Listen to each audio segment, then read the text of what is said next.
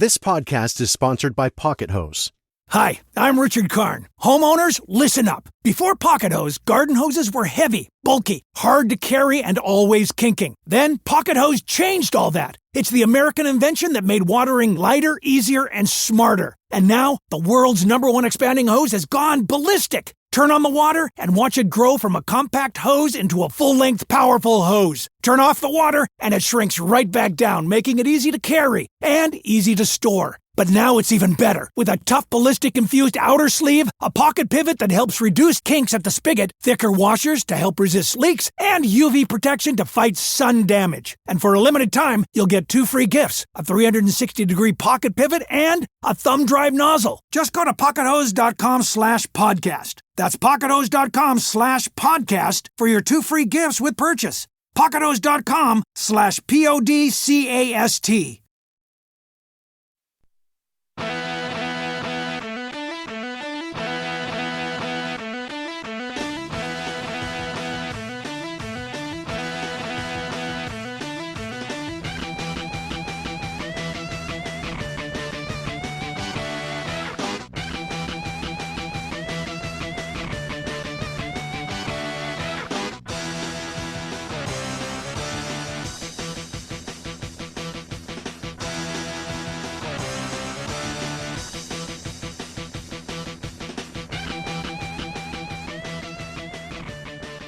Oh, I let that play just a little bit longer than normal because holy fuck. If that didn't get you fired up, I don't think there's any hope left for you, my friend. What is up, everybody? Welcome back to Remember the Game. It is my retro gaming podcast where every week a buddy of mine and I sit down and we geek out about the games we played back in the day. My name is Adam Blank. Thank you so much for listening to the show. And this week it is episode 380, and we are finally covering one of the most requested games in the history of this stupid little show of ours, RnR Racing, for both the Sega Genesis and the Super Nintendo. It's a 2-for-1 this week.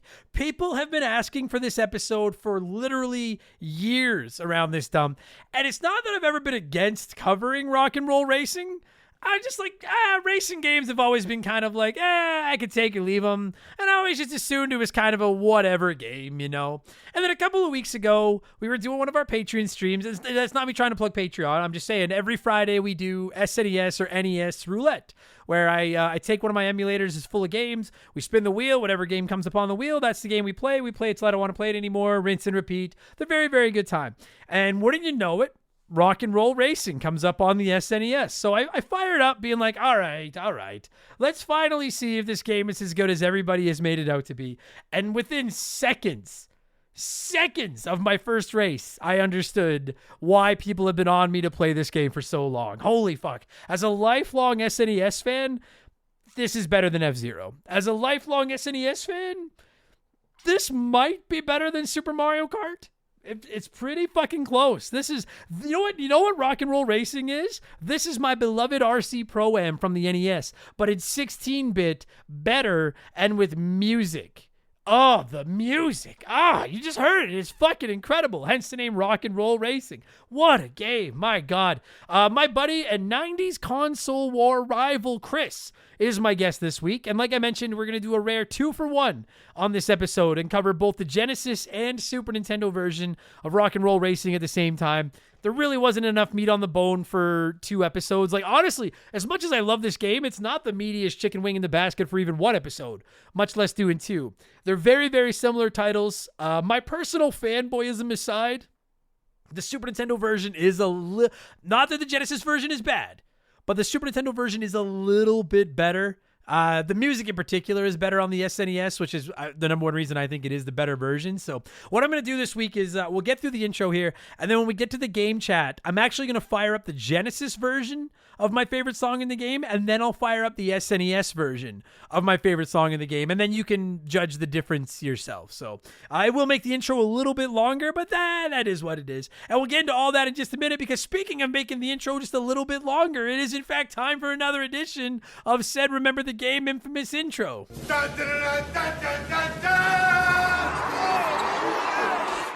And if you're new to the podcast, welcome aboard. Consider this your warning. Our intros are a little long. They're not that long. They are kind of long, but they're fun. We talk video games and stuff. They're a good time. And if you try to get past it, you don't have to worry about getting your ass blown up in the process. Unlike RnR Racing, where every time you try to interact with any car, bump, or fucking mine, or gas puddle, or whatever the fuck, you blow up all the time in that fucking game. The blow-ups. There's no blowing.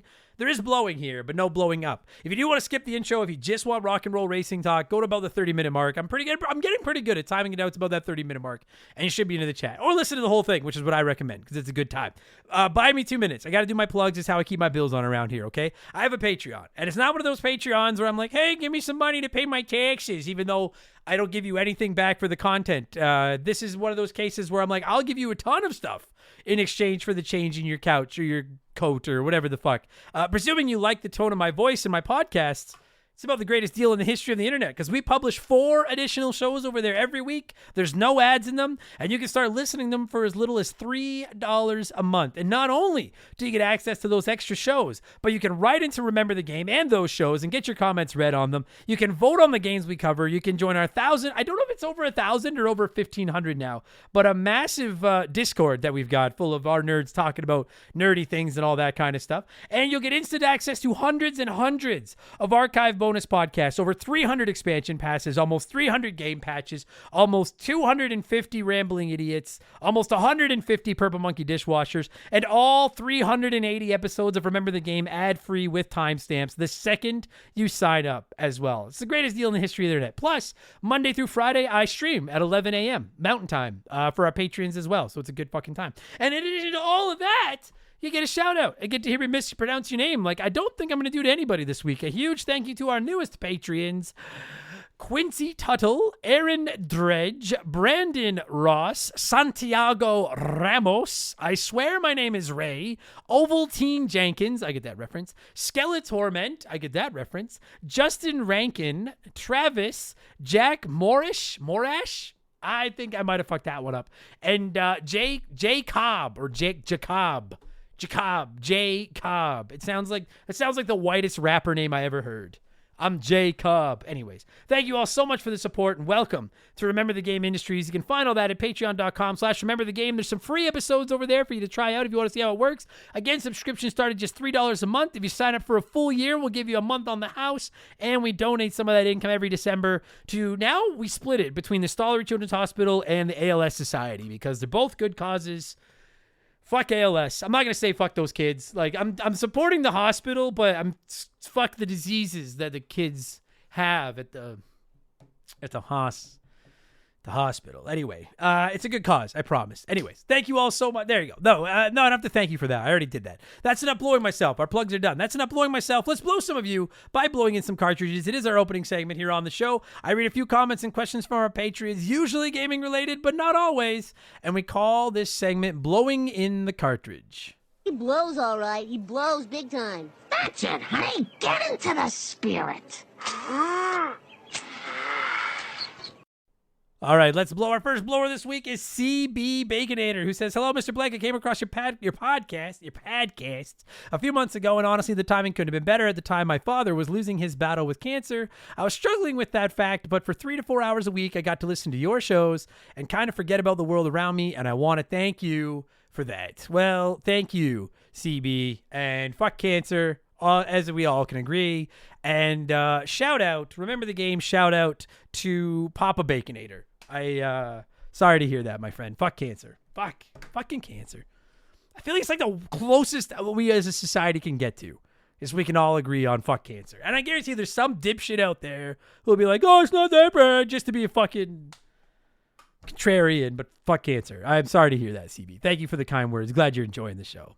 Ninja Kick the Damned Rabbit says, hey, Adam, as always, love your work. Gets me through the drag of the night shift. Shout out to all your work. By the way, just quickly, not to interrupt your comment there, Ninja Kick, but shout out to all of you listeners, all you hot dogs that are working the night shift. I've done the night shift before. That is not an easy thing. I never got used to it. I always struggled with the night shift. So shout out to those of you out there grinding it on the night shift. Unsung heroes. Make sure you get some vitamin D in your system.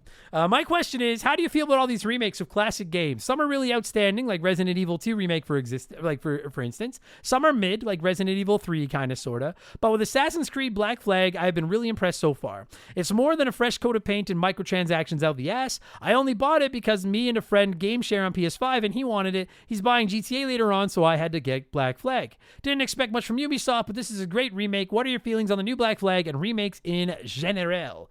I can't speak to Assassin's Creed Black Flag. The only Assassin's Creed I've played is Assassin's Creed 1 for the episode we did of it on the show. I do want to, I promise, like I said to everybody, Assassin's Creed 2 will get an episode. It will. I'm not 100% convinced I'll get it in this summer because we got a lot of big games coming up. I'm trying so hard to finish fucking Twilight Princess, and we got to get this Oblivion albatross from around my neck. But I do intend to get to Assassin's Creed 2 at some point.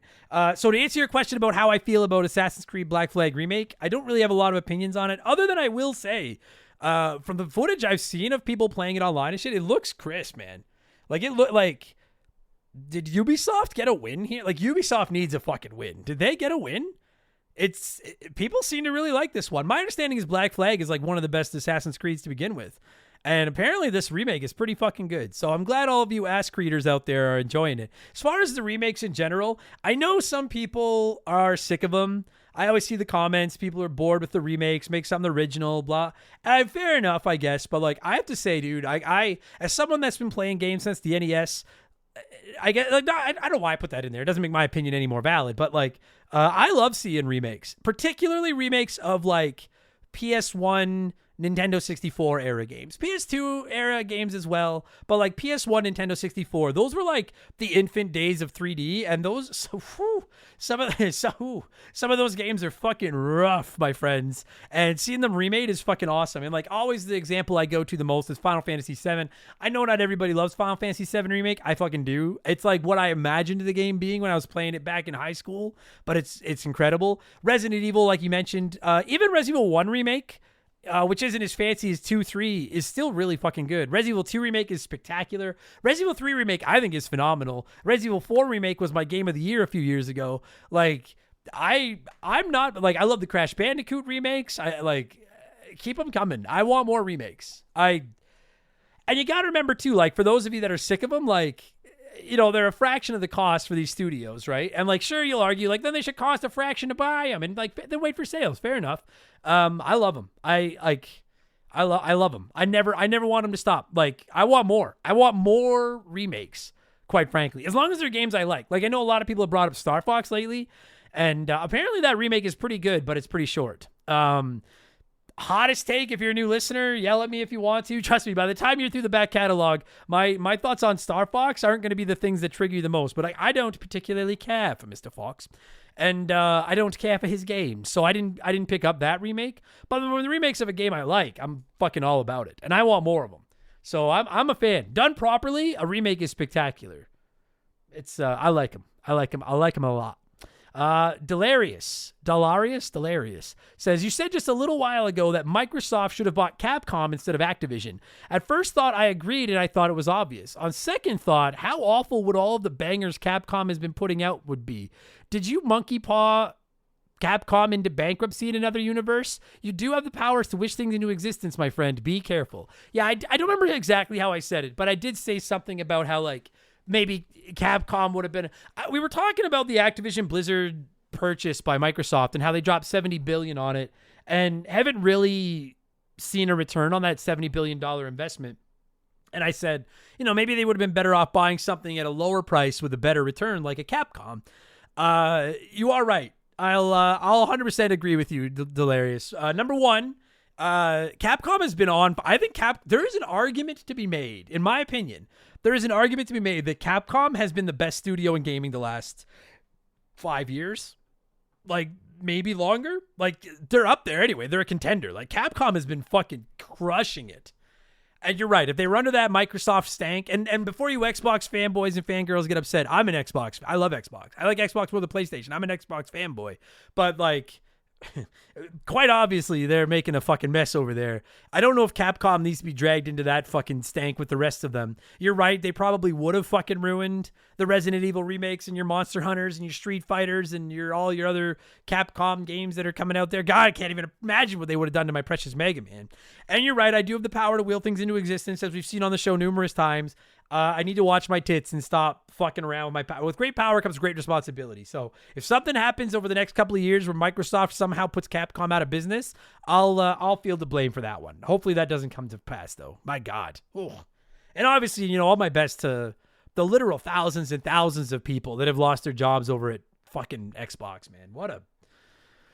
How the mighty. Remember the Xbox 360? Like, I'm sorry to sidebar, but like, do you guys remember the Xbox 360 era? Like, what a great, like, I like the OG Xbox a lot. I love Halo. I love the Duke controller. Like, that was good times. But the Xbox 360, we didn't know how good we had it as Xbox fans in that era. Like, because they haven't even come fucking close to getting back to that level since the 360. It's brutal. Brutal. I hope they get their shit together. I'm not convinced they do, but I fucking hope they do because I like Xbox. And God, especially after the last couple of weeks, God knows PlayStation needs a competitor to keep them fucking honest. That's for sure. Where were we here? Stankmaster95 says, "What's up, Adam? First time blower. Love the show." Thank you, Stank. I wanted to know which night or stage in Shovel Knight is your favorite. I love this game. Mine is definitely Plague Knight. Yes, I am a flag-carrying member of the Shovel Knight fan club. Love that fucking game. My favorite is Tinker Knight. He's just a little wiener that wears like the lab coat and the welding mask, and then he's always coming at you with his big machines. Just because I like how small he is. I do like Plague Knight as well, but I'm a Tinker Knight. Tinker Knight man. I wish he would get his own game because like half of the knights in that game got their own games. Tinker Knight should have got his own game. Tinker Knight was the shit. Oh man, Mina the Hollower was so good. It was so fucking good. Game of the year contender for me. But I want my next Shovel Knight, please. Like now I'm waiting impatiently for my next Shovel Knight. Impatiently.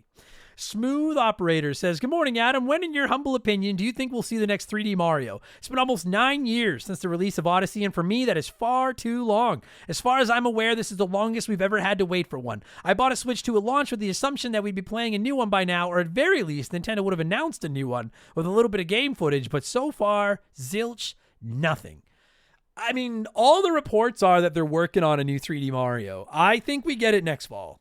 If I had to make a prediction right now, if you're asking me to lock it in, I think we get it next fall. I think we got the Ocarina of Time remake coming out this fall or holiday season. I still think they launched that game in November. I think that's the one game that they're going to put up against GTA. And I'm not saying it's a bigger deal than GTA, but GTA 6 isn't on the Switch. Nintendo needs a big title to keep their system relevant because otherwise everyone's just going to be going out buying GTA and consoles to play GTA. I think a remake of like the most critically acclaimed video game of all time is the one it's going to take to do that. So I still think we get the Ocarina of Time remake sometime in November. But that's going to get them through this year. And then we know we got Pokemon Winds and Waves or whatever it's called, the next generation of Pokemon coming at some point next year. I think we get that in the spring or summer. And then I think we get a new 3D Mario next fall. That's my prediction. I think it has been the longest we've been waiting. I want one too. It's my favorite franchise, but they also like, they know they can't shit the bed with it. It's got to be good. So, I mean, take your time, get it right. But I think we get it. I think we get it next year. So then last year we had Donkey Kong Bonanza and Mario Kart World, which you can argue how successful they were, but I think they were looking at their internal calendars. Like those are our two big games, for launch year, 2025. I think they're probably looking at it as 2026. We had Pokemon Pokepia, Tomodachi Life, Star Fox, and Ocarina of Time remake. Plus they did have Fire Emblem, which again, you can argue how big of games they are, but is what Ocarina of Time's a system seller. And then I think next year we get Pokemon and Mario. That's my prediction anyways. I can't wait. I want a 3D Mario too. Can't believe it's been almost 9 years since Odyssey came out. Jesus, fuck, I'm old. Donnie313 said, "Hey Adam, two quick thoughts. I just re-listened to your interview episode with Nicholas Pickles from Video and Arcade Top 10. You did a fantastic job driving the conversation. Any thoughts about doing more interviews? Second, with Mario or Sony." Okay, so on that point, thank you, Donnie. I get asked that every few months. I'm very appreciative of that. I like interviewing people, and I do get asked quite often when I do more interviews. I'm not opposed to doing them. I interviewed Summoning Salt, YouTuber, makes like speedrun documentaries. Great YouTube channel. That's in the archives. I'm not opposed to more interviews, but it's got to be like the right.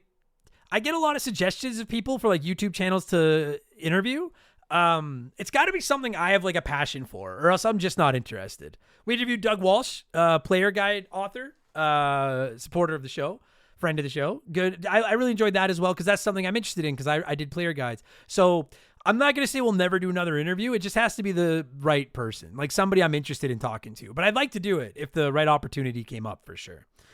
Donnie's second point was, with Sony going all digital, it made me think, what are the odds we see innovation with this? Maybe something along the lines of a third-party Netflix for games offering the chance to rent games again. Keep up the great work. I mean, I think the closest we're going to get to that is like Game Pass. I mean, maybe. The problem, so I get what you're saying. Like, you know, if some other company was to go out and buy up third-party titles, like Capcom titles, how am I blanking on fucking third-party studio? Insert your favorite studio here, Konami, whatever the fuck, and put them all on a subscription service. The only issue I see there is that, like, to put it on PlayStation, I think they'd have to pay PlayStation a royalty. And if you're PlayStation and you're controlling all the sales of games because you got the digital-only sales, you're like, well, then why the fuck would we even give people the opportunity to do that when we can just make them pay for the game? Like, I hope you're right. I do hope at some point we see some form of innovation with that. I'm not convinced PlayStation will play ball to do it. You know what I'm saying? But I hope you're right. I'm very intrigued to see where the next 10 years of video games go, because this all digital thing is going to be wild. The prices of whatever the PlayStation 6 and the next Xbox console are going to be fucking insane. Cost of everything keeps going up. Developers are losing their jobs. AI is taking over the world. Dogs and cats living together. Mass hysteria. I don't know where gaming is in 10 years. I'm nervous, but intrigued to see. Gus the Bus said, Adam, I need your help as a lover of adventure action games. Please tell me, in your opinion, where to put my money. Should I purchase the new 007 game or the new Resident Evil game? 2 Game of the Year contenders, Gus. If you're a Resident Evil fan, go with Resident Evil. If you're indifferent, or if you're a Resident Evil fan, go Resident Evil. If you've never played a Resident Evil, then I would go with 007 First Light and catch up on at least Resident Evil 1, 2, and 3, which you can play pretty cheap now before I play 9. So yeah, if you're a fan of Resident Evil, go with Requiem. If you're new to Resident Evil, go 007 First Light. Neither one has a ton of replay value in my opinion, but I do think Resident Evil has more, if that helps your decision as well. And then one more. I know this has been a long blowing cartridge, but we'll make up some time and play one remake, one erase one. One more before we move on. It's letter time. Bacon, egg, and cheese said, with the next gen console seemingly a year or two away and many games still being released on PS4 and Xbox One, do you think we'll see any new releases in the future that could get released on all 3 generations? Or do you think that even if a game could play on the PS4, once the PS6 is released, they'll no longer drop anything back that far to drive more people to upgrade their consoles? Yeah, I mean, you're not seeing a lot of PS4 and Xbox One releases anymore. Like, it's still happening, but it's not nearly as frequent as it was. I think this generation, the PS5 Series Everything, Xbox Series Everything generation, took too long to leave last gen behind. Like, and like, we had these debates in the early days of the PS5. I understand from those of you that were writing in being like, dude, I have the money for a PS5. I want to keep being able to play my games. Why shouldn't I be able to? I can empathize with that. Like, I understand where you're coming from. But as someone that dropped $600 on a PlayStation 5, I'm like, when are you going to leave last gen behind and start making games for this thing that'll show me what this new piece of hardware could do to prove to me it was worth the money? I'm not convinced we need a PlayStation 6 and a Project Helix or whatever the next Xbox is right now. Like, as we're sitting here right now, July 14th, 2026, I like my PS5 quite a bit. But I'm like, has the upgrade really been that massive from the PS4? Like, let's just say the PS6. I mean, I think at this point we're assuming the PS6 is 2 years away. Like, we're probably getting it fall 2028, right? I understand from it's been about 10 years at that point, but I'm like, I still haven't seen enough on the PS5 to make me think I'm ready for, like, when the PS3 went to the PS4, I was like, I'm ready for the PS4. When the PS2 went to the PS3, I was like, I'm ready for the PS3. When the PS4 went to the PS5, I was like, all right, sure. And I'm like, right now, I'm not ready for a PS6. Like, I'm going to buy one because I'm part of the problem blank. And it's, it's my job, right? But I'm not convinced we need one yet. So whenever they do drop the next generation of hardware, I think they have to leave the PS4 and Xbox One behind. A, because they're not going to be making physical games anymore. And B, because, like, they need to use the hardware. Like, whatever launches on the PS6 had better be pushing the PS5 to its fucking limit. Like, and the PS4 better not be able to run it. Like, it's if you want me to, because these are gonna be the most expensive consoles ever released when they drop, and I'm assuming that the PS6 is gonna be a grand Canadian, give or take. If you expect me to drop $1,000 for your fucking hardware, it had better fucking look like it's worth $1,000. And if it can run PS4 games, it's not worth $1,000. Or pardon me, if the PS4 can run its games, it's not worth $1,000. If that makes sense. All right. We got to keep the ball rolling. I can already see the comments fucking like, the intro's too long. Where? Go to the 30-minute mark like I fucking told you. Shut your hole. Let's switch things up and get to our official game show. Remember the Game Industries. Play 1, Remake 1, Erase 1.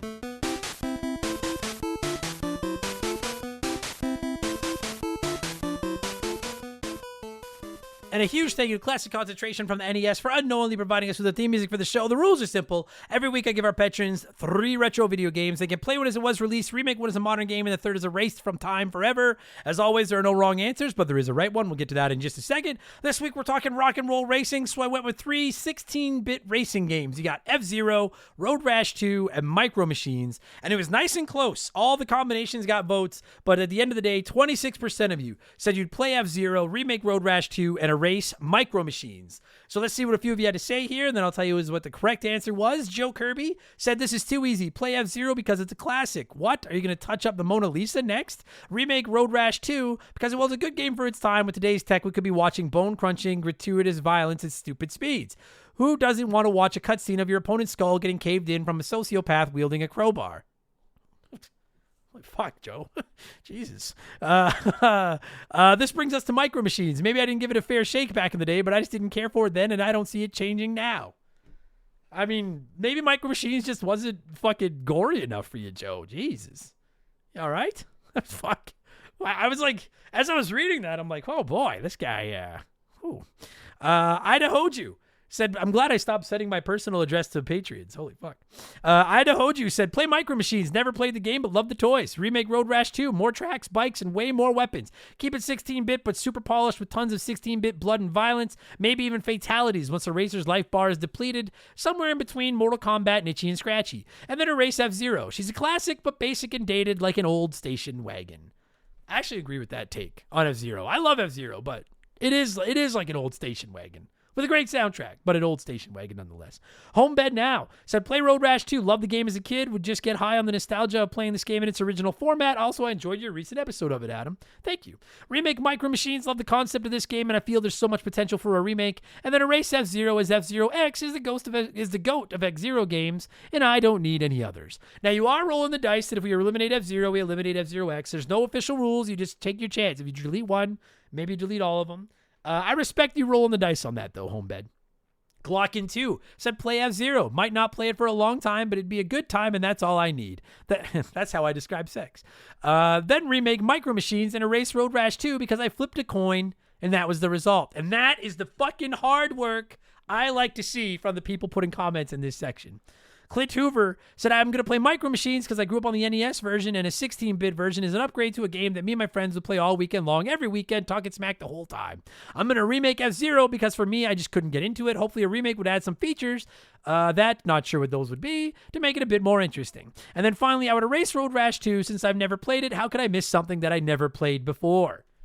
Ooh, I get it. I hate erasing games I haven't played, but I understand, Clint. I understand. I'm actually going with the minority of you this week. 10% of you voted the way I did, as did Adam, it's your turn, who said, I'll play Micro Machines since I think I've only ever played the NES version. I'll remake Road Rash 2. After listening to the Remember the Game episode about it, I'm convinced the remake would be badass. And I'll erase F-Zero since the later sequel is much better, understanding the risk involved with tampering with the very existence of the predecessor. Thank you for understanding the rules, Adam, it's your turn. Same order, different reasoning for me. I'm going to play Micro Machines because I don't think I have, maybe once. I remember like racing on a pool table or something, but I don't remember anything about it. And it's easily the one I've played the least, and I like to play games I haven't played. So I'm going to play Micro Machines. And then I almost remade F-Zero because the nary people out there have been, there's not a lot of people out there that have been calling for a new F-Zero more than me. But I decided to switch things up. I'm going to remake Road Rash because I just want that series back. I think it'd be a lot of fun. I did buy that Redemption Road or whatever it was called that a lot of you suggested to me on Steam. I haven't played it yet, but I did buy it during the Steam sale, the spiritual successor. And I'm going to erase F-Zero. And I know that's kind of crazy with all the time I've called out for a new F-Zero, but we've gone so long without it that like nothing would change. If anything, it might improve our lives if F-Zero was just gone, because then we wouldn't know what we were missing. You know what I mean? Instead of just being like, oh, fuck, Nintendo hates us still. It'd be like, oh, no, they never, man, someday Nintendo should invent a fast racing game, you know? So I'm going to erase it so I don't have to keep asking for it. I've given up. Nintendo, you've won. I've given up. That's it. That's your play one, remake one, erase one. What have I been playing? And then we're talking, it's not a good, maybe people are right that the intro is too long when I can't remember the fucking game we're talking. Jesus Christ. RnR Racing. I haven't been playing very much. I've been playing The Legend of Zelda Twilight Princess. I'm very close to being done. It's going to be next week's Remember the Game. I've been playing RnR Racing, which you're going to hear about. And then I've been playing a little bit of Cyberpunk 2077. It's kind of been my modern game, but I've mostly been focused on Twilight Princess and RnR Racing. I'm kind of in like a new game lull right now, waiting for Halo Campaign Evolved. But it's a chance for me to work on old games for the show in the meantime. Oh yeah, and then we've been playing South Park Fractured Butthole on our Patreon streams. I fucking forgot how great that game is. That's gonna get an RTG when I'm done it as well. I forgot how great that game is. All right, here's what's gonna happen. I'm gonna play you a retro game ad. We're gonna let a sponsor in here to peddle their wares, and when we get back, it's nothing but RnR Racing. All right, Remember the Game will return after these messages. Yeah, it's time to burn rubber with RnR Racing. 1 or 2 player action sends you to 6 different planets. Pick your racing machines and choose your awesome weapons. And blow away the competition. With world-famous race announcer Larry Supermouth Hoffman at the mic and some of the greatest rock and roll music of all time, it's time to slam it into gear. With laser cannons, cluster bombs, and super boosters, destroy your opponents. So back off, wimps. This race ain't for no Sunday driver. This episode is sponsored by BetterHelp. We talk about mental health more openly now, but asking for help can still feel hard, and research confirms that. BetterHelp's 2026 State of Stigma report surveyed 2,000 Americans and revealed that 85% of Americans believe getting support is wise, yet 74% say society discourages people from doing so. We've all said to someone, hey, if you need to talk to somebody, do it. I say it all the time. But how often do we actually encourage the people we care about to look into therapy? Talking to a friend over coffee is great, no question. But I didn't realize just how impactful a therapist could be until I finally talked to one myself. BetterHelp is the world's largest online therapy platform with over 30,000 therapists on their team, all fully licensed in the United States. You just fill out a brief questionnaire letting them know what's on your mind, and BetterHelp will match you with a therapist that best suits your needs. And if it's not a fit, you can switch therapists anytime. Don't let stigma stand in the way of support. Start therapy with BetterHelp. Sign up and get 10% off at betterhelp.com/rememberthegame. That's betterhelp.com/rememberthegame. All right, let's talk some RnR Racing. As always, I'd like to let you nerds sound off on the game we're covering before my guest and I hog the microphone. Lots of love for the RnR Racing this week. Let's see what some of you had to say. SNES Life says, I have really fond memories of this as a kid, as it was one of the few games my dad played with me. The music was absolutely banging and the gameplay was a ton of fun. This and the NBA Jam announcers live rent-free in my head. Holy Toledo. It does have good announcers. But that's one of the Sega one, every time the announcers come in, the music pauses. That's one of my biggest gripes. Oh! That's why SNES does what Sega don't. We play our commentators over the music, but I agree. Yeah, it's the music is fucking insane. John C500 said this game always got you pumped up to rock out. Love the chiptune, Black Sabbath, and Steppenwolf. The gameplay is solid and it's a really fun game. It's like a driving version of Micromaniacs in a way. I always fired that up after playing this. Fun times. I don't know if that's supposed to be Micro Machines or if there's another game called Micromaniacs. If there is, Micromaniacs sounds like a blatant ripoff of Micro Machines, but maybe not. I don't know. It sounds like it.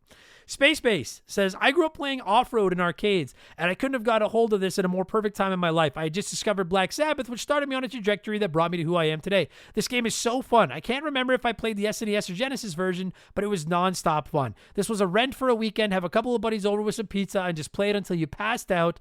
The middle school memories. Oh, man. I can't imagine what it would have been like to have like friends in middle school.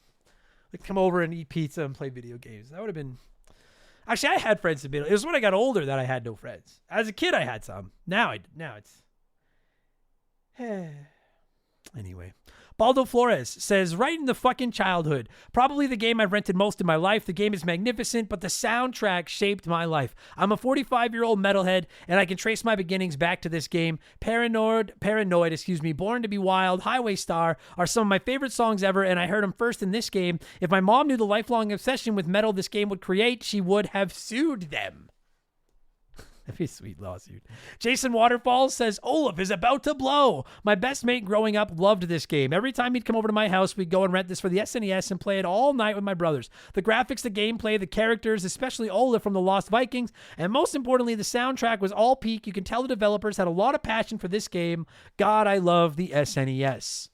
Actually, we didn't shout that out, but I agree. Like, you can see this isn't like a half-assed game. I agree with that. Like, you can tell it's not like a half-assed game. Jimothy said, one of Blizzard's early hits before they even became Blizzard. The music absolutely kills it on this one. Dude, I did not know until we got ready to record this that this was a Blizzard game.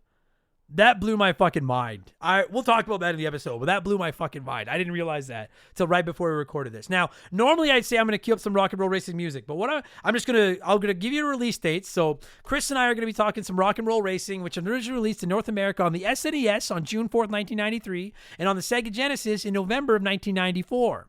But I said I want to let you compare the music, all right? So I think the SNES music is I think they're both good, but I think the SNES music is superior.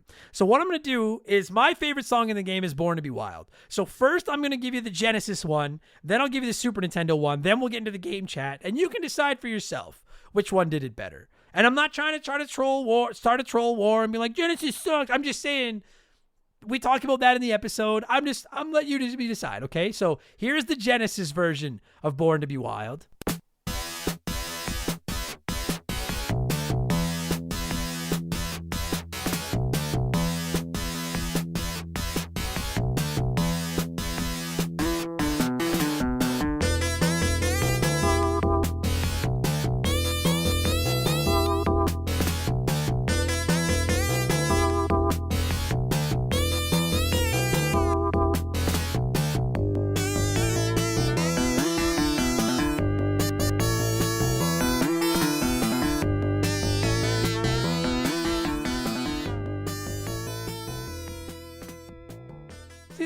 It's not bad. But now, here is the Super Nintendo version of Born to be Wild. And I hope you all enjoy the episode, everybody. Here we go.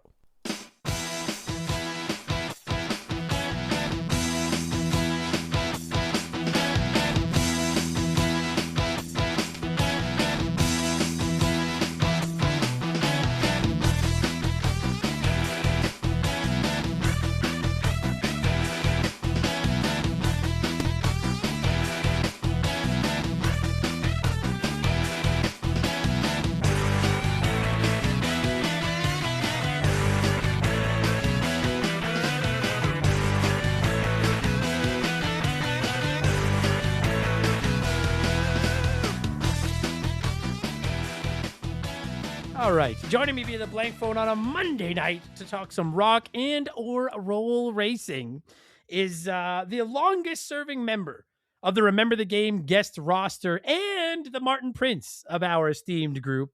And that is my buddy Chris. Chris, I hope that's not an insult. I meant it as a compliment. How are you, my friend? You're taking the attention away from my t-shirt, so that's all great. Yeah, I hope you're wearing your Wang computer. If you're not wearing a Wang computer shirt, you're not welcome on this show, my friend. I gotta say, buddy, I'm very excited for this episode for a multitude of reasons. One, this game is fucking incredible, and I'm excited to talk about that. Two, you reached out to me, and we're like, I would love to talk about that, which makes me feel good because it's not one of those episodes where I'm begging one of my friends to come on the show.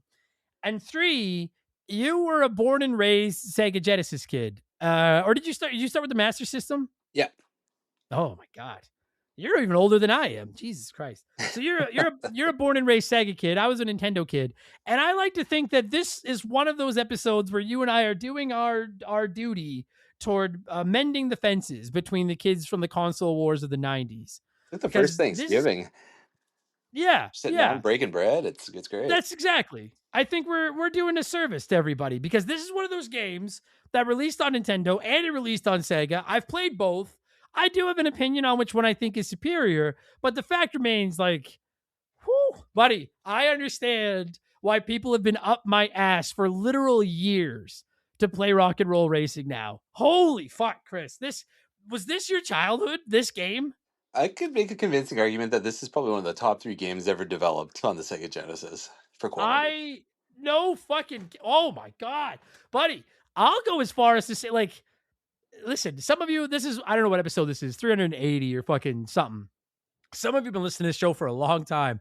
I love my Super Nintendo, and I say there are very few glaring omissions in my SNES resume at this point.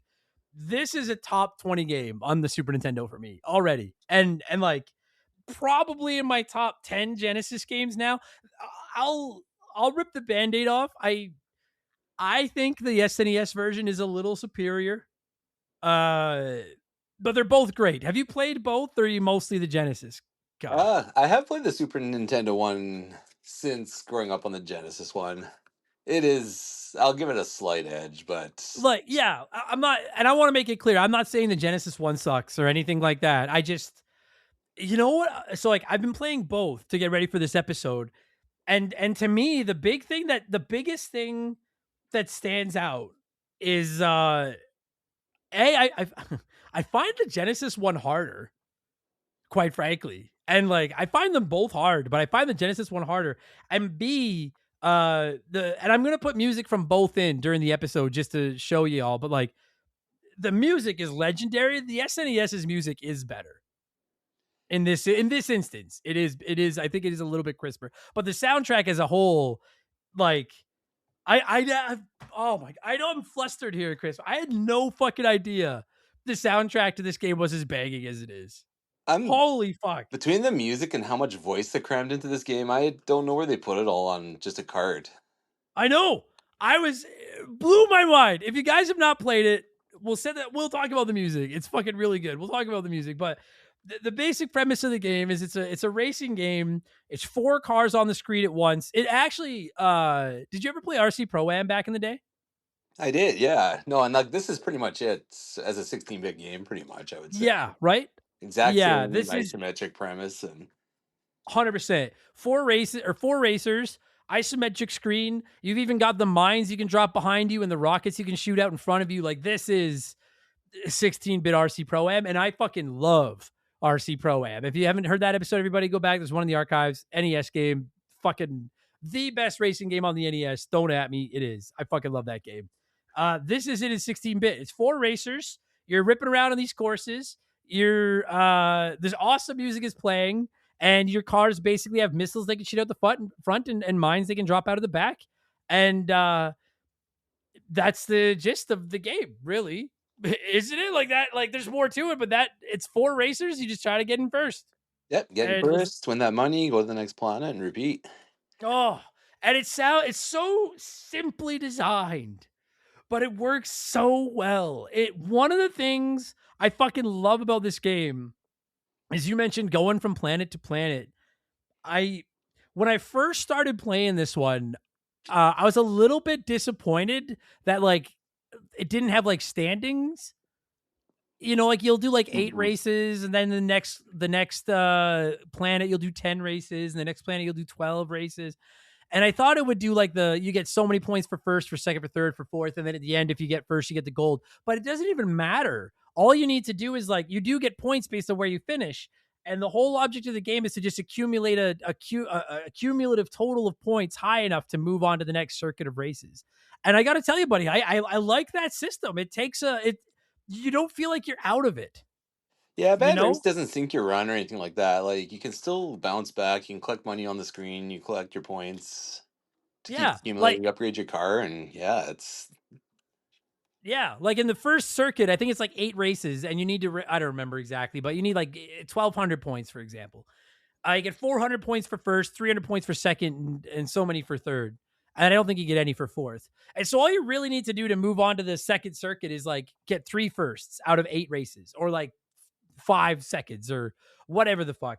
And I agree with you. Like, I'm on the 4th planet right now on the SNES one. I'm on the 4th planet and then you do 2 tiers of races, like 8, and then you move up to A class and do 8 more, and then your B class, then A class, B class, and A class. And I finally had a run where I didn't get enough points, and I just barely missed it. And I agree with you. That's like listen, we've all played Mario Kart and those types of games. It's so frustrating going into Rainbow Road knowing you can't statistically get first place, like in the standings. I don't know why I like that system so much, but it actually lends itself really well to this game. The no pressure to get first. That many races, like, I mean, if you're already kneecapped 4 out of 8 races in, you're almost restarting. There's no point. Yeah. Because you're screwed. But oh, buddy. Well, and like, oh my god, and it's so funny you say that, kneecap, because one of the things I noticed about this game, I had 2 types of races, Chris. Race A, by the 3rd lap, I'm so far ahead of everybody that I'm fucking stopping to like talk to someone ringside about recipes. And nobody, shout out to gets that reference. I knew you would. Or else race B, I am literally fighting tooth and nail right until the end. And there is nothing in this game more frustrating than getting blown up on like the last lap of a race. Because it's like, I'm not saying it's cheap. I don't have a problem. It doesn't have that broken yellow car from RC Pro-Am. But this game, the AI is good enough, especially on the higher difficulties, that if you fall behind on the last lap, like if you get blown up on the last lap, you are not catching the fucking computer. If you're blowing them up too, they're respawning. They're not falling way back like you are. They're no. It is okay. I literally 10 seconds ago said it wasn't bullshit. There's a hint of bullshit. Just because, when you get blown up, so like you have a health bar, like I said, you have rockets and missiles. When your health bar drains, you blow up, and I don't know, it takes like 3 or 4 seconds for your car to respawn. It's not a big deal. But it's like, when you're playing Super Mario Kart and you fall off the track in the last lap and Lakitu fucking comes and picks you up and you're yelling at him like, come on, get me back on the... It always feels like you can still catch up. In this game, I feel like if I blow up on that last lap and everybody passes me, I'm not catching them. Like, I am fucked. That's pretty much it. You're fucked. You're on your own either way. It's just you're in that far in first or that far in last. There's not much. Absolutely. But that goes to your point of that's where that point system works so well, because you're not fucked. Like, it's not like, oh, I got 4th place this race, I'm fucked. You're like, I need to raise this, 1,400 points over 8 races. And like, I think the track I'm on right now, the planet I'm on right now, I have 12 races to come up with 2,000 points. So it's like you said, if by race 7 I'm in trouble, then I'm restarting. But it's like, you have a lot of time to make up, which lends itself well to the unforgiving nature of this fucking game. It's brutal. Like I can't tell you, Chris, how many races I've lost in the last lap because I've gotten blown up in the last fucking lap. But if they blow you up in the first lap, it almost doesn't matter. Yeah, pretty much. You're still late in it in the first couple laps. The third one, is the make or break. But yeah, and have you not found like it's almost a guarantee I get blown up in the first lap when the 4 cars are trying to get away from that starting line? Like, it's my health is gone. Like that. For those who can't hear it, I just stab like that. Your health is gone. The announcer can even say, "You're about to blow. You're gone." Fuck, buddy. You're right. He doesn't even have a chance to warn me. I'm watching. I was playing it today on my stream, and I got fucking blown up in like seconds. And I'm like, what the fuck? I even paid. We'll get into the upgrades, but I even paid for extra armor, and still got blown up in seconds right out of the gate. But then after about halfway through the first lap, the racers spread out a little bit, and then it all of a sudden gets a lot more fair. But if the whole game was like the first half of like lap 1, I would have rage quit and be like, this game fucking sucks. Holy Christ. So did you own this one growing up, or was it a rental for you all the time? It was a pretty frequent rental, and then I ended up buying a copy eventually just to have it. So yeah. Good investment, by the way. It's not a cheap fucking game now. Not anymore, yeah. It's Jesus up there in the Christ. Hundies, yeah. I know. I looked at buying a copy for either my Super Nintendo or my Genesis, and then saw the prices and backed out. And I was like, eventually I will, but holy fuck, it's not cheap. Did you? I'll ask you. Like, I'm gonna put my cards on the table, everybody. I know there's a very select, small number of our listeners whose panties get a little tighter when I don't finish a game before the review. I tried, Lord, how I did try. I cannot beat this fucking game. Have you beaten this game? No, I never have. Whew. It is ruthless. Like I think I can get to about the fifth or sixth planet back in the day, and I couldn't even imagine trying to do it now. It's insane, bro. Like it because when you start your game, you can choose like the three, like I don't remember they are rookie, veteran, legend, or whatever. I don't know, whatever the fuck. Easy, medium, and hard. And when you play it on easy, bro, like the first 3 or 4 planets are like a waste of your time. Like it's almost like practice. But I started playing it on the middle difficulty, and the first couple of planets are still pretty easy, and then all of a sudden shit hits the fan, and it's like the difficulties. It's not a complaint, it's not a criticism, but the difficulty spike is fucking insane. Yeah, like it's not even just the racing technique. Like they just blast the shit out of you. They'll lay mines on every corner, oil slicks right into the Oh, mines. You're not the you're on buddy, the whole the way, or you're screwed. the fucking oil, Chris. The fucking like so like cars can lay mines, they can lay like spike ball, which I think are just mines, or they can drop like oil slicks.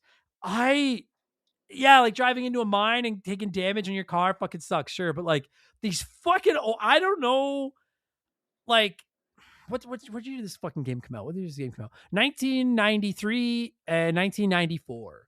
So like I don't know how good AI was in 1993 or 1994, but like I swear on my dog's soul, these fucking cars know the route that I take and they're putting oil slicks. Like I'll go into like a turn and like 9/10 of the track is bone dry. And then there's like 8 oil puddles in this one corner that I hit every fucking time. And no matter how hard I try to avoid that fucking oil, I crash every fucking time. It just, ah, I don't want to drop I'm choking on my own rage here, but like it makes me so fucking angry. Well, and Um, how good are you with the jump in this game? Uh, if I'm not turboing, not bad. When I am turboing, it hold on to your butts. I've cost myself some races. What about you? Pretty much the same. It's just that if I can launch it just right, it can make a difference. But more often than not, I jump off the track, or I'll jump into a bomb, or there's the odd time I get going again. I just jump in place and blow up again. So Yeah. Dude, have you found like the AI is so good at placing mines like literally precisely where you will land after a jump? oh yeah, Like absolutely. that's fucking horseshit. When you see So it like coming too, you're just floating, and then there they are waiting for you to blow you it up. it So it is literally Homer over the gorge, and you're like, woohoo, woohoo, and then fucking right down on the mine, and you're fucked. It never fails.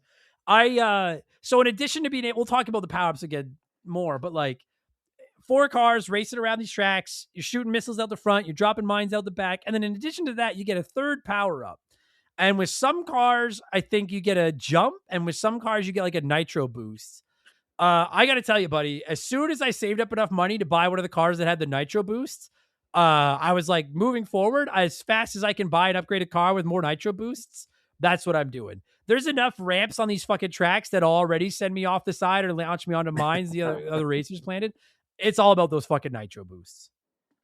I For think me, so. anyways. Yeah, no, I Yeah. mean it's just jumping's too much of a technique, and it's more. I find it more risk than reward a lot of the time. At least the boosts keep you in the game, and Yeah, yeah. And like, because it is that isometric view, and it worked. Like, I guess if by chance you've never played it and you don't know what we're talking about, think like a almost 45-degree view, like Hades, like those types of games, like looking it's down. like a diamond kind of perspective almost, not even a square. Or Yeah, yeah, yeah. Agreed. Yeah, it's like a little bit off that corner.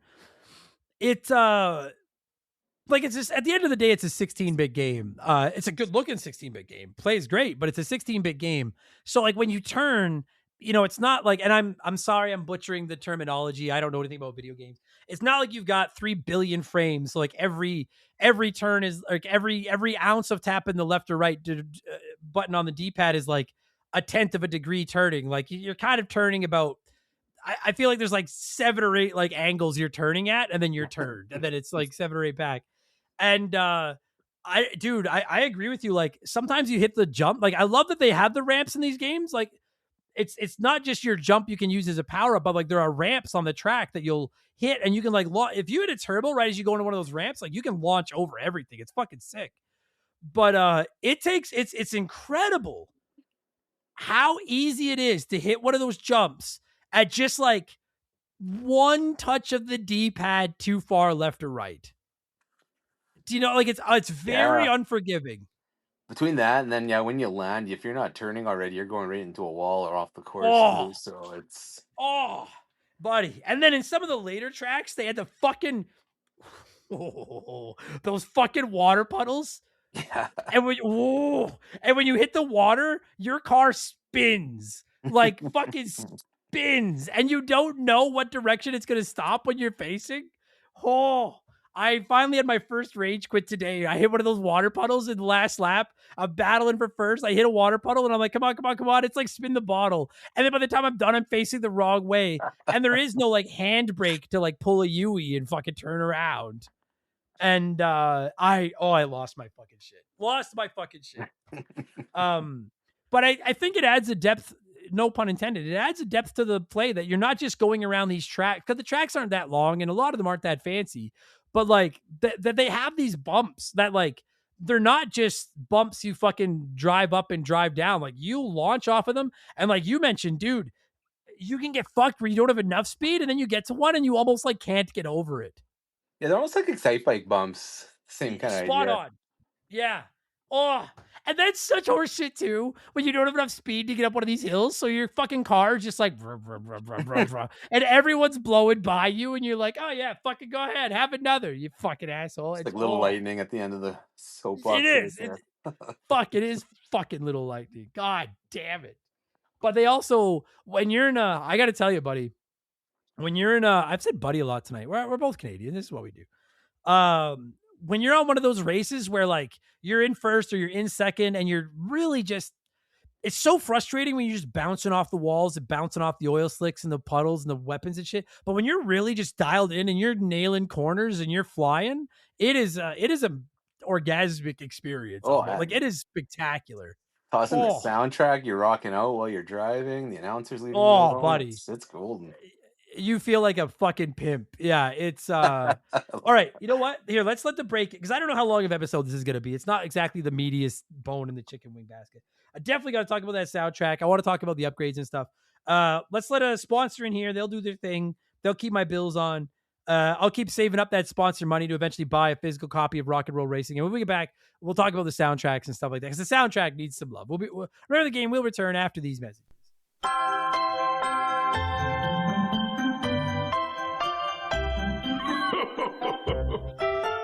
Hey, want to know where to get the hottest video games for Christmas? Ask an expert. They'll say Blockbuster. Blockbuster has the latest video games from Interplay. Bad Mr. Frosty ices his enemies in Clay Fighter, or jam on the competition in RnR Racing.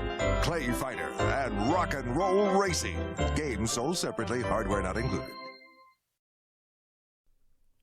Hey hot dogs, Alienware's back to school event is the perfect time to score top gaming gear with incredible features and Intel Core processors to go beyond performance. You can save big right now on gaming desktops, gaming laptops, and so much more. Start your Alienware journey with the Alienware 15 gaming laptop featuring Intel Core processors. Smoothly game, live stream, and multitask for hours and hours on end. Make every game you play through your own with customizable Alien FX lighting across your Alienware ecosystem, creating your very own gaming profile and more. And they've got everything you need to make your silky smooth gaming experience even better by adding immersive visuals and sound, because you're saving on sleek Alienware monitors, headsets, and so much more as well. This limited time sale awaits you now at alienware.com/deals. That's alienware.com/deals.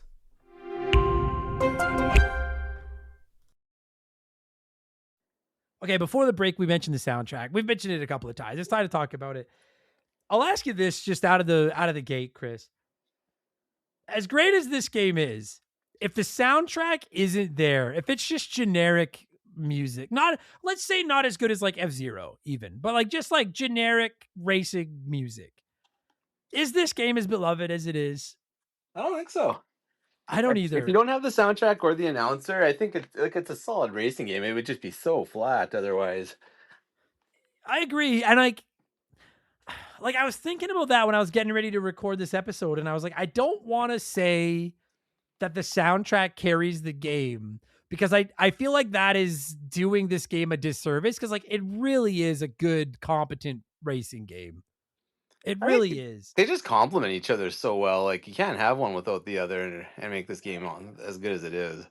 I agree. You guys have heard some of the music already. If you haven't played it, like the fucking music is just like, you got Bad to the Bone. You got Black Sabbath is in there. Born to Be Wild by Steppenwolf is my favorite because I fucking love that song. The music, and like, and it's not just that they got these like licensed songs, but it's frankly, it's shocking how good they are in their like chip tune forms. Like yeah, it doesn't sound like knockoff music or anything like that. It sounds, you know exactly what song it is just by the way they riff it out. And Yeah. It's like, as far as I'm aware, they did have to pay for the licensing to use those songs, which I imagine they would. As soon as it's like, dude, did you ever play like WWF Raw or WWF Royal Rumble? oh yeah. And they had the like chip tune entrance music, and it was pretty good. Like you could tell who the themes were, for the wrestlers. This is better. Like I always use this stupid analogy of like, how much of the game development pie did they use to like on each thing, like on the graphics, on the gameplay, on the music.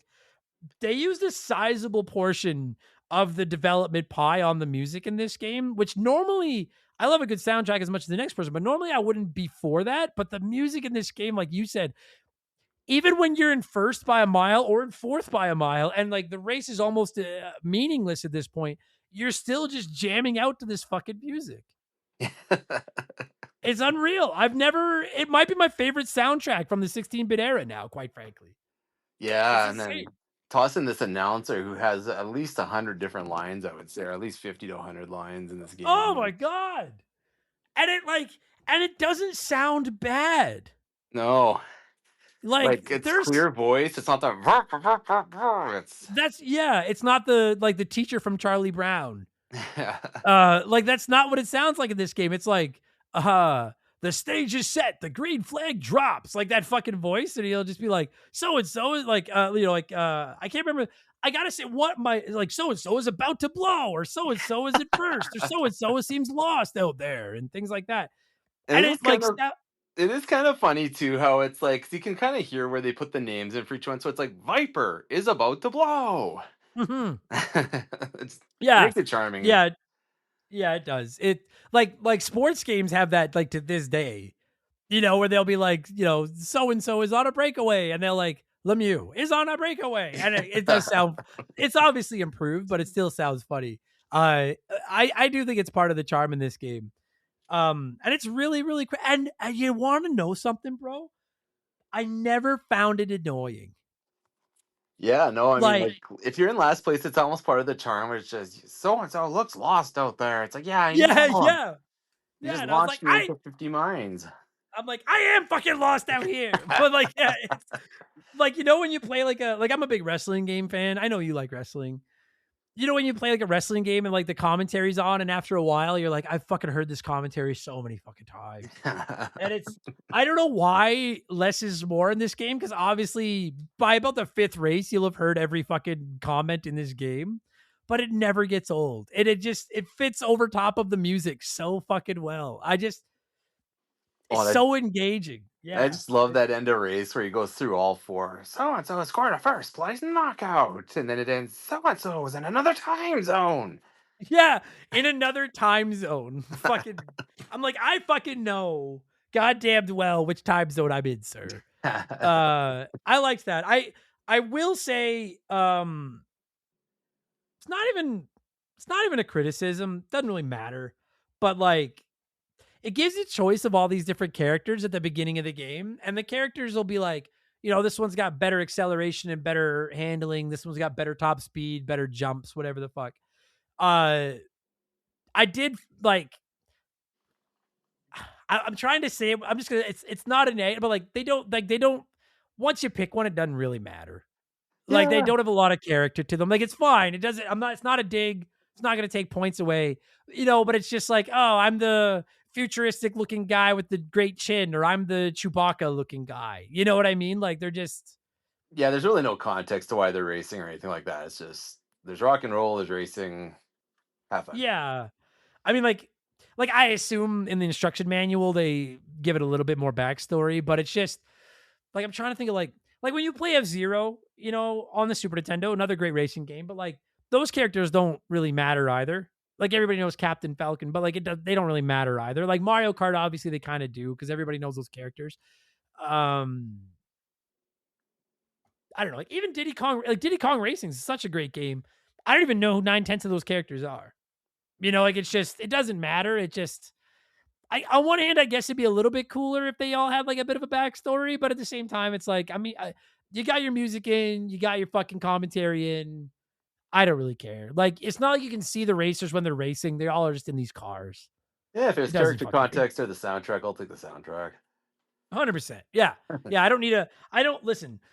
Looking at you, Mario Kart World, and your open fucking, I hate that open world mode. I know some people, every time I bring it up, someone writes in and is like, my kids and I love it. I'm sure you do. I don't have any kids.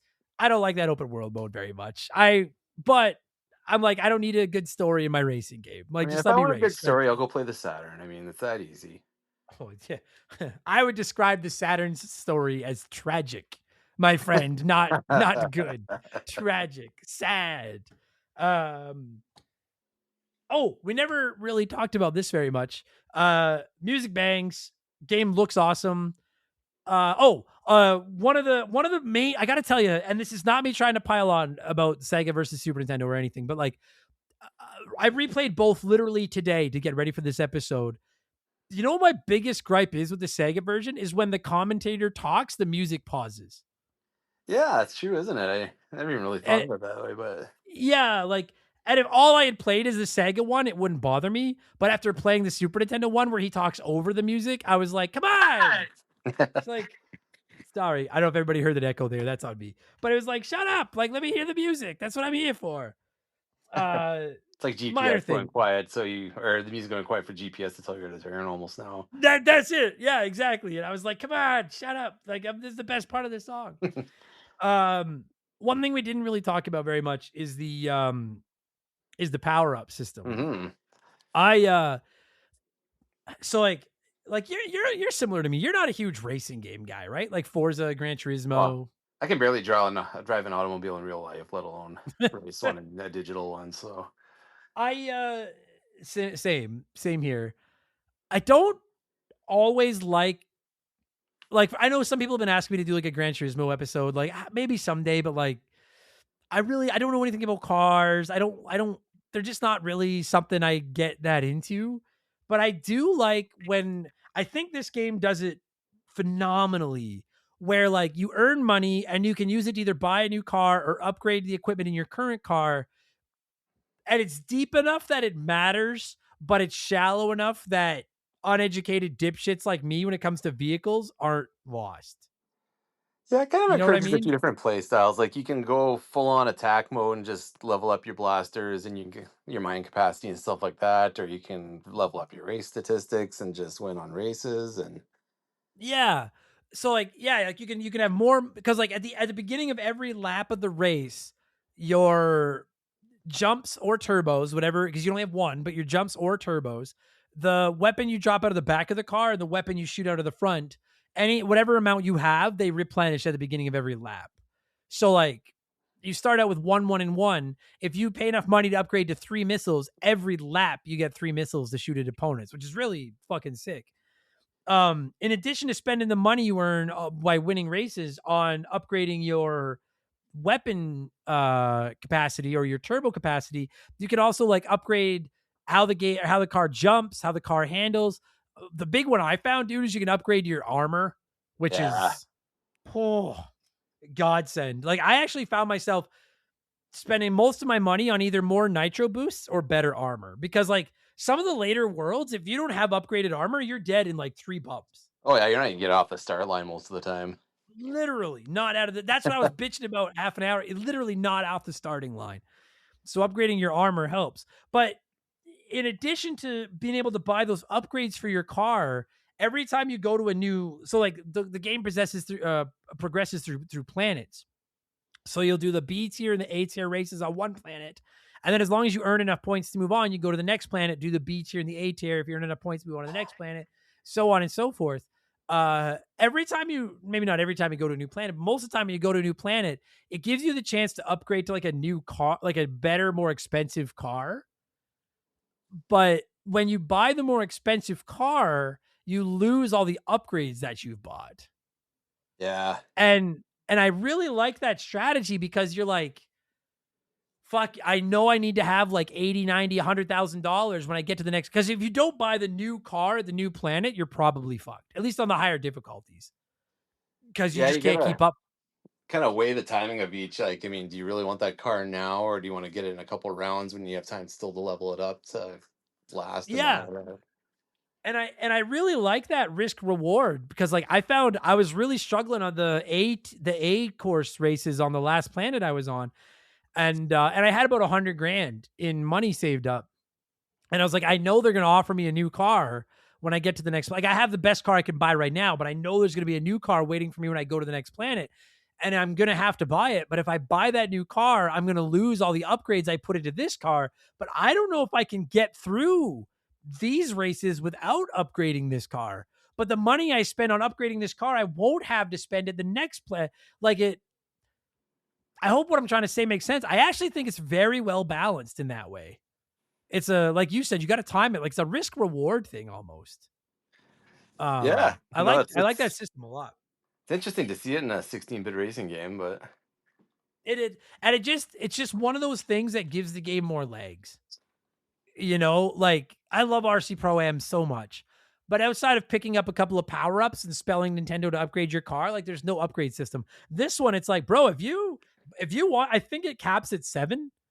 Like you can have 7 missiles per lap, 7 turbos per lap. They're like, yo, if you want to spend all your money on missiles and turbos, like fill your boots. But when you get to the next planet, it's like what's the saying? When you drive a car off the lot, it loses like 30% of its value. Is that what it is? yeah, something like that. Yeah, Yeah. That's what this game feels like. They're like, it's the minute you buy a missile, it loses 100% of its value because there is no selling it back or anything.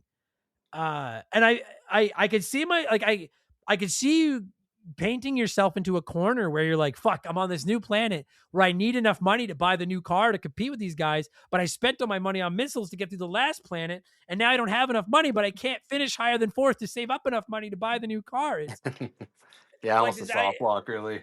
yeah, it is, yeah. But I might be wrong. I only game overed once on this. So I think when you game over, you start over on the same planet you were on with the money you had. I might be wrong on that though. Yeah, I think you get to keep So all your. It's either you lose the money or you lose your upgrades. I think you lose your money, but all your upgrades are in place or something like that.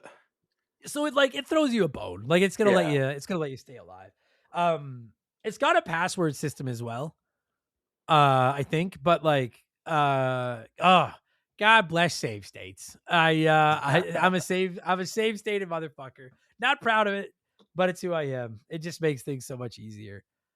It's just so much fun. Like and that's really like the only other thing I really like about the game that we haven't talked about is I don't know if you're gonna remember this. You can, if you have enough like it says you need 2,000 points to qualify for the next batch of races. If you're only 6 races of 12 done and you have 2,000 points, it gives you the option of just skipping and going ahead to the next races. Right. And I don't see the strategy there because why would you not finish the next 6 races for more money?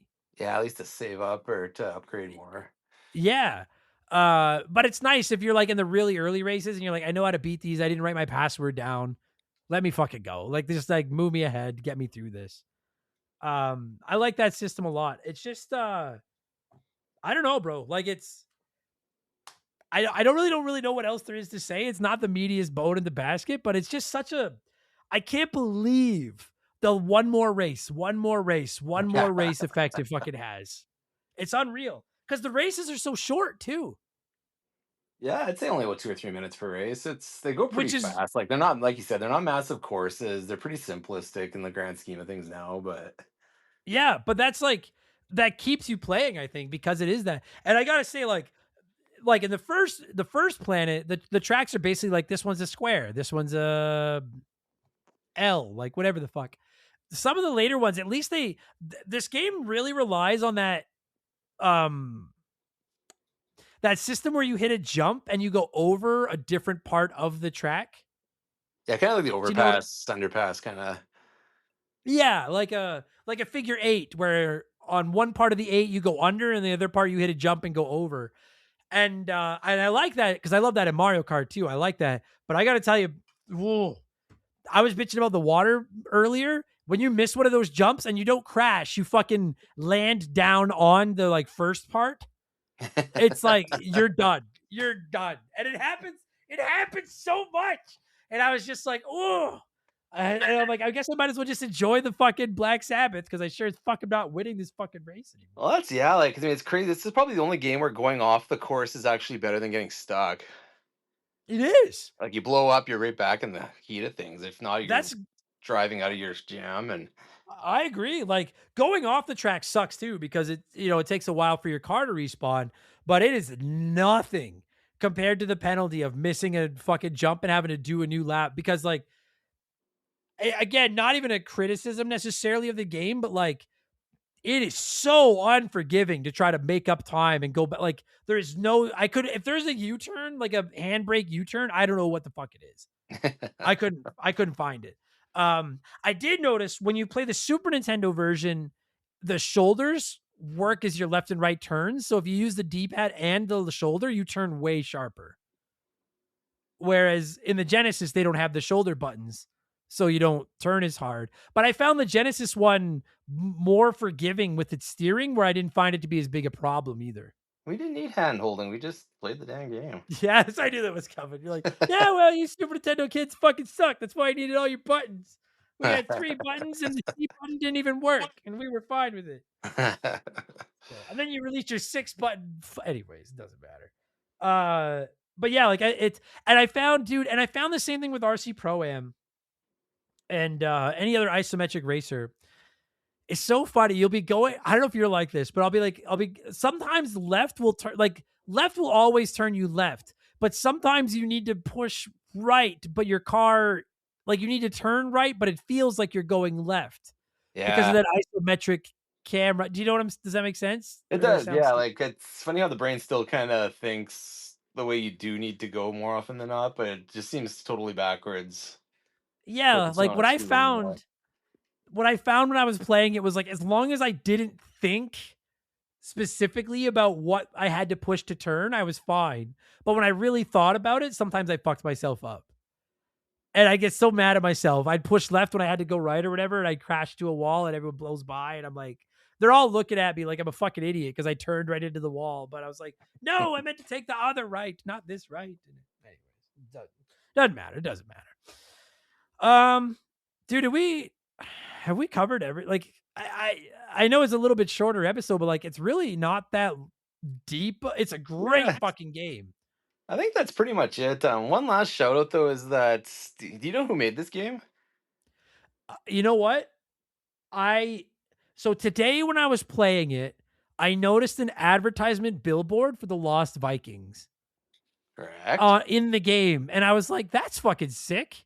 And that was when I realized. Go ahead. That was when I realized it. Yeah, no, it's whoever went on to become Blizzard made it. That's so cool because you can actually play as Olaf from the Lost Vikings in Rock and Roll Racing too. Oh, can you? I never Yeah, noticed there's a that. code to unlock him, and then you have his goofy face in the thing driving, and That's sick. Yeah, I had no idea. This was by Silicon and Synapse, yeah, who eventually became Blizzard, which is he's insane. back in a time Fuck. when everything they touched turned to gold. No Like kidding, between eh? this and Lost Vikings, and then into Warcraft, then to Starcraft, and to Diablo, and Well, it's like I recorded Game Patch earlier today, and we were talking about how EA it took them exactly 2 years to fuck up the college football games and try to shoehorn in microtransactions to piss everybody off. And I was like, I installed a new I quickly would like to shout out, have you ever heard of RetroBat? I can't say I have. No. It's an emulating system that I put in on my computer this weekend. And it's fucking sick. Like, you guys know I'm not a PC Master Racer. I suck at computers. If you're looking for a good emulation suite, like RetroBat, it's fucking incredible. It's so good. But I was installing it this weekend and filling it up with like Super Nintendo and Genesis games for the show. And I was testing a couple of the ROMs just to make sure it worked. And one of them I fired up was NHL 97, which was one of my favorite games growing up. And much like you said, how Blizzard, everything they used to touch, turned to gold. Man, do you remember the time? Remember the era? You and I are old. Do you remember the era where EA Sports, it's in the game, wasn't a bad thing? Like, you heard that, and you were like, "Ah, shit!" Like, man, this game almost just makes me miss the fucking old days. What When happened to this world? oh god, now it's all microtransaction, diskless, fucking always online, $2,000 system, fucking Roblox Rockin' Predator. what? What's that? Rockin' what? Yeah, rockin' what? I don't like rock or roll in my racing. This game's not enough frame rates. Where's the DLC? It's just a great fucking game, man. Nothing. Oh, it never even spoke. It is 2-player. I only ever played a 1-player, but it does look like it runs competently split screen, which is pretty sick. Yeah, I remember playing multiplayer back in the day. Yeah, there was no slowdown or anything like that, and the announcer still kept everything straight. I guess it just treated it like any other race, but yeah, I guess like if you can call it when it's computer, you can call it when it's human. Yeah. It's so rare that I find a new, like Genesis games. I'm discovering new Genesis games that I love all the time, which this one is one for sure. Super Nintendo I know very well, and it's very rare that I discover a new Super Nintendo game that I didn't know that I fucking love. And I found one. I don't know where the fuck this game has been all my life, buddy, but this RnR Racing is fucking legitimate. I think I said it the other day on my stream. I like it better than F-Zero. I don't know how hot a take that is. I'm not going to sit here and say I definitively like it better than Super Mario Kart, but I don't think that's impossible. Is that hot take? I don't know. it's fair take. It's a really good, like, I haven't played any other racing games on the Genesis, but I will say blindly that there's not a better one than RnR Racing. I can agree with that. Yeah, I'm like, oh fuck. Some Genesis fans gonna be like, you never played fucking, I don't know any NASCAR, Hillbilly Jim's NASCAR Challenge or some shit. I don't know any fucking NASCAR racers, but all I know of NASCAR and like car racing is that King of the Hill with the dipshit guy that keeps calling Bobby Billy or whatever, and he's like, people are gonna be hot and dry, they need something cold and wet. That's all I think of when I think of NASCAR is that fucking guy. But anyway, it's a great fucking game, bro. I'm in love. I fucking love this game. We need to score this thing. I should have told you before the episode. Do you have any ideas? Otherwise, I'll come up with something. Rock and roll, according to this, peaked in the early 1970s. So out of 1970. I like it. All right. I like it. You're the guest. Out of 1970, what would you give Rock and Roll Racing? I'll go with 1924. That's oddly specific. I like that. I don't know you an explanation. Just 1924. I like that even better because everyone always like when I say like, all right, that's a good score. Everybody always feels this like obligation to explain their score, which is fine. And like that, you're just like, yeah, fuck off. I don't know you a goddamn thing. That's what it is. That's good shit. Yeah, man, I'm not gonna score the Genesis one because I only played a couple hours of it, so I don't know. I will say the Super Nintendo one that has taken over my life in the last week or two. At a 1970, I'm at like 1930 at least. Like it's a 9.5. Like I don't know if I'll ever do another episode where I rank my 20 favorite SNES games, but like I think this is on there now. This is such a great fucking game. It's just good, pure fun. There's nothing to not like about this. I mean, if racing isn't your bag, that's fine, but I've had a blast anytime I've ever played it solo or with anyone else. So Me too. Yeah, it's that's what it boils down to, man. Is like I can't think of anything about it that's not fun. Like once in a great while, I would get a little bit fucking steamed up when I was getting blown up by the computer and dying a lot. But even then, I'm like, give me 3 seconds to calm down, and I'm like, all right, let's go again. Like, I grew up on the RC Pro-Am. I know all about cheap fucking opponents in racing games. That yellow car is the biggest pile of fucking video game history. So I know all about that. I love this fucking game. And every single one of you that's been crawling up my back door trying to get me to review this game for years, tip of my cap. Now I get it. Fantastic fucking game. Oh my god. wait till you play the prequel, Young Merlin. Oh fuck. I was gonna say, I was gonna ask you if anything to plug and get out of here. I was gonna ask you. You seem much like the one little boy that seems to love Speedo, man.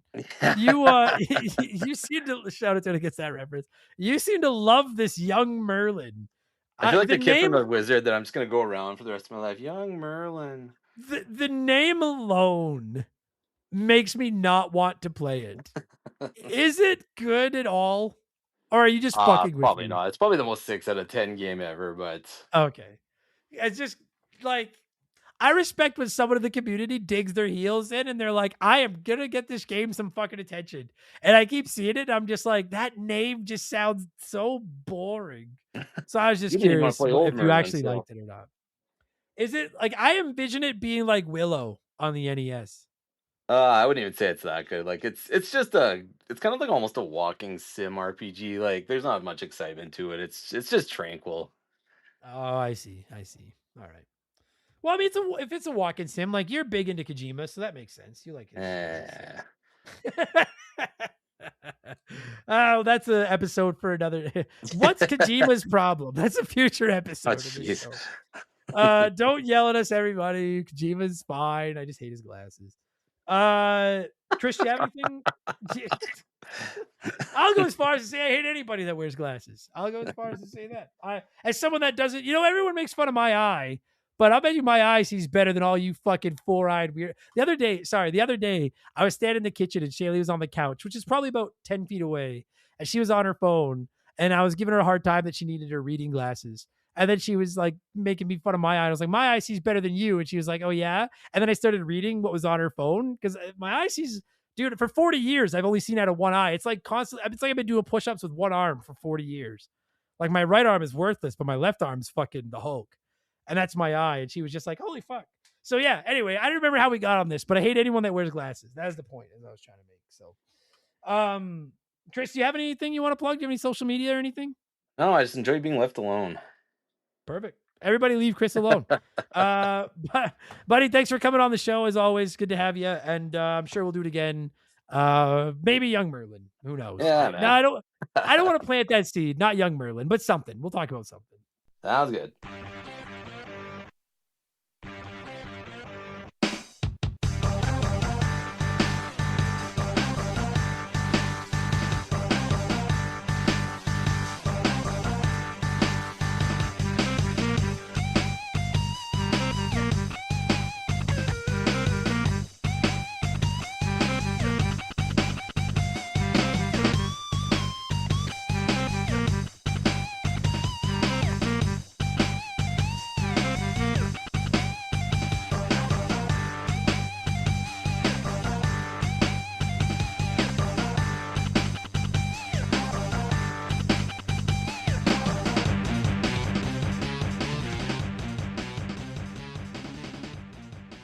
That is going to do it for this week's episode. Chris, thank you so much for giving me a call and talking some rock and or roll racing. And every single one of you nerds listening to this, whether it's your first Remember the Game or your 380th Remember the Game, you rolled the dice on us. I know there's a ton of retro gaming podcasts out there to fly with, and you flew with our airlines. And we appreciate you. Thank you so much. Really. Yeah, thanks for listening. That's all. I know the schedule of releases is a little bit more wonky these days, but I think / hope it's going to help with the quality of the show.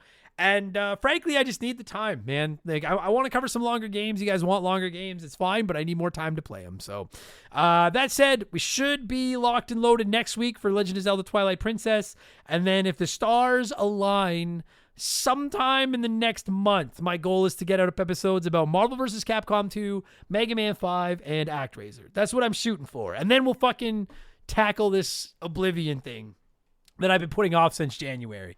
But anyway, we'll get there. So thank you for listening. Thank you for the support. Thank you for liking the show. Thank you for your patience. Leave us a good review if you didn't hate it. If you did hate it, instead of leaving us a bad review, just go listen to another fucking podcast.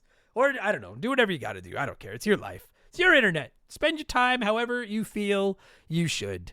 Do I have anything else I need to plug? Oh, yeah, we have a Patreon. I already plugged that. Patreon.com/RememberTheGame. Greatest deal in the history of the internet. New shows Monday, Tuesday, Thursday, and Friday, almost every week. Plus the Discord access and all those other things. I've been on Twitch whenever I got time. It's only once or twice a week. I'm trying to get on there more, guys, but it is what it is. Member the Game on Twitch, not remember. Member the Game. Come by and say hi. I started a playthrough of Tomb Raider Definitive Edition, the modern Tomb Raider trilogy, on there the other night and had a really good time with it. So I'm going to stick with that on the old Twitch box there. And I think that's it. I am going to thank some of those said Patreons and get out of here and get this uploaded so you can all hear it. Thank you for listening. And we'll talk to you. If you're a patron, we'll be back tomorrow with Expansion Pass talking about what it would take for Sega to get back in the console race. I think that's what we're going to talk about tomorrow. If you just remember the game, then hopefully sometime in the next 7 days, I'll be up here with not one, but two Brothers McHugh as we talk The Legend of Zelda Twilight Princess. All right? Take it easy, everybody. Thanks for listening. Talk to you later. Cheers, so long. Goodbye.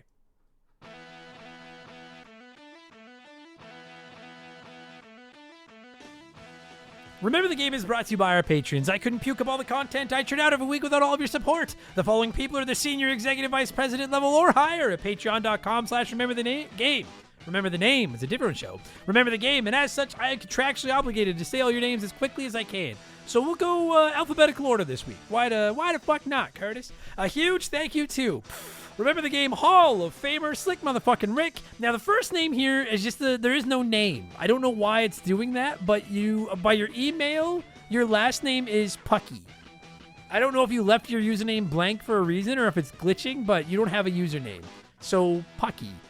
Too Much Karma, a dude named Adam. AB Killin, Adam Blank still isn't reviewed Mario Galaxy. Aaron Lawson, Adam Blank still isn't reviewed Crash Team Racing. Adam is not Patrick Waugh. Adam Martinet of Ridge Too Far. AJ Booty Pants. AJ Booty Pants. AJL, hey, look, Adam, my name got longer, 2019 FTW. Akira's Network, Alex McIntyre, Amanda Hugginkiss, Andrew Wright, Andy Hudson, Angry Ticks, Archangel Otaku, Armand Tanzarian's copy of Swank, A-Town, Bartman Forever, Beaver Boy, Beef Dingleberry, Beers of War, Better Mousetrap Guitars, Big Daddy Randall, Big the Cat, Bitch Ass Brian, Biddy, Because 19, B Money, Brandon DeZeba, Brian Richmond, Tabula, Cannon Fodder Games, Can't Destroy Her, Captain Asbury Juice, Captain Black Silver, Carl Not Garl, Catatonic Abyss, Caveman Lance, Cesar, Chase, Chris Fleury, Chris Nethercutt, Chris Hills and Scad, that could be anyone's ass, Christian Gabriel, Christopher Britt, Christopher Lee Williams, Chugger22, Cody Donaldson, Cody Thompson, Cone Bread, Dabs All Day, Dazerith, Daniel Cook, Daniel Montgomery, Darbles, Darth Skywalter, Dave Thompson, David Schroeder, DBXJ, Decoy Man, Dean Donian, Devin Collins, Diablo Spartan, Dildo on a Hookshot, Discount Psyop, Dissect That Dan,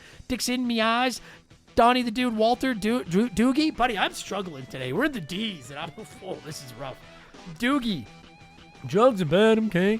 Dude, Where's My Game? Earl, Eddie Dean 19, Eldest Millennial, Elijah Burns, E-Man Trucker, Eric Hopewell, Erotic Onion Ring, Fallen Snow Kiku, Fancy Store-Bought Dirt, Faded Sufferance, Flater Flav, Flinny 123, Frank Preeves, Frosty Bear, Thunderleaps, Fuzzy 99, General Fury, G9PSX, Gabe, Game Boy Gannon, Generic Name 238, George Swan, Graham Kennedy, Growly Wog, Handsome Major Angus McZongo Esquire, Hega Waffle, Hello Mr. Thompson, High Plains Drifter, Hits Meals, Holmes, Horror Wars Podcast, Hooli, I Am Mr. Carlos, Ida Yellow, Isaias, I Swear My Name Is Ray, It's That Nerd James, Jake Carter, Jameer Williams, James Juan Francesco, Jason Hoish, Jeff Bergeron, Jeff Leopard, Jimothy, Jay Callahan, Jay Nasty 15, Joe the Sandman, Johnny from Virginia, Jonathan Breyer, Jordan, Jort King Keegs, JR Bob Dobbs, JSK Fusix, Juris Dr. Mario, Just a Fish, Just Car Pranks, Just James, Jinxie 425, Kevin Monroe, Kia Pup, Landon Turquoise, LaShawn Some Sauce, fuck. Woo. I skipped 1 week of shows, and it's like my ability to these shoutouts, to do these shoutouts, to say the word shoutout. God. That show sure did suck last night. It just plain sucked. I've heard shows suck before, but that was the suckiest bunch of sucks that ever sucked. This awesome sauce, legendary. Leroy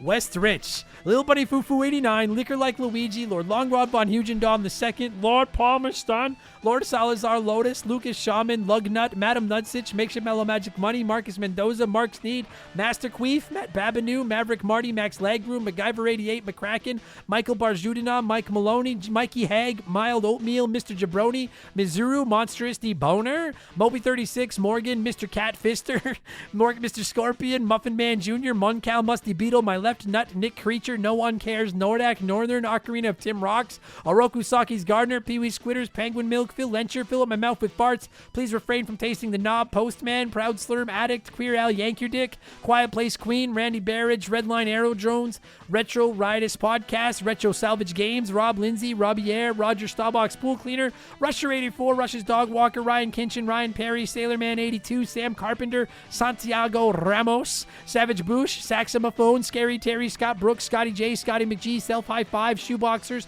Sharonic, Shut Up, Smith, Sour Goat Face, Spider Cat, Squeak Nuts, Squint, Steve Dalk, Storm Beagle, Stud Still Smash, T-Bear 87, Tadpole, The Big Deal, The $100 Kid, Ted Michaels, The Maritime Musician, The Okayest of Muffins, The Fletchman, The Supreme Chozorizu, This is Kodo Blaze's Real Profile, Thomas Smith, Timmy the Exuberant Turtle, Timothy Sabrinsky, Titan 420, Toby OP, Topher Love, Travis Sanders, 333, Tyler, BOS Rager, Works For Me, Wilco, Will, Wolfgang Darren, Wolf Magic 21, Wyatt the Surgeon Who Isn't a Surgeon Row, X Maverick X, yes, this rocks, you son of a bitch, why? Tell me why. You heard about Pluto, Zach Shepard, Zamatos, Zane Donovan, Siegfried, and Zombie Exy. Kind of nailed it in there in the last half, but that first half of the shoutouts might be the worst I've ever done. Oh, Jesus. Thank you for listening, everybody. If anything, you got to hear that awesome music underneath the shoutouts. Take it easy. Goodbye.